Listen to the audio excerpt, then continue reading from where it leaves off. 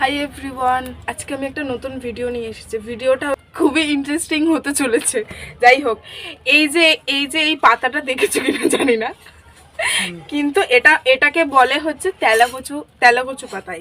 যাই হোক, তো এই পাতাটা মানে আজকে শুক্রবার, তো আজকে নিরামিষ, তাই জন্য আজকে একটা ভাজা বানাতে বলেছিলাম। আর আমার মা তো ভীষণ ভীষণ ভীষণ ভালো বানায়, তাই জন্য আজকে মানে খাবে বলেছে তো খাবেই। ঠিক আছে, ওই দেখো আমার মা বাঁচতেও বসে গেছে। ঠিক আছে, মানে আজকে আমরা মানে যেদিনকে যেটা আমরা খাবো মনে করি সেটা আমরা খাই, তাই জন্য এই যে বাছা ঠিক হচ্ছে। এই পাতাগুলো কিন্তু তোমরা এই যে এই ডাটাগুলো দেখছো, এই ডাটাগুলো দিয়ে অনেকে ডালও খায়, অনেকে আবার তরকারি টাইপেরও করে আলু দিয়ে, আলু পেঁয়াজ দিয়ে।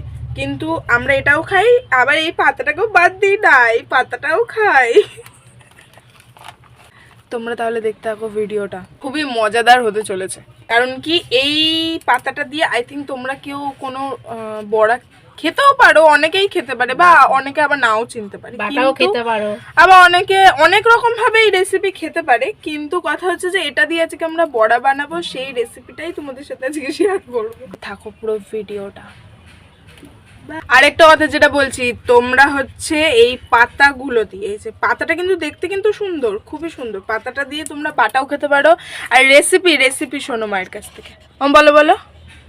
পেঁয়াজ, রসুন, শুকনো লঙ্কা, কালো জিরা সবকিছুতে ভেজে তারপরে আপনারা শিলে বেটে খাবেন, হেভি লাগবে। যেরকম ভাবে ওই যে খারগোল পাতা খায় আর কি, মানে যেরকম ভাবে খারগোল পাতা খায় ঠিক ওরকম ভাবে হেভি লাগবে।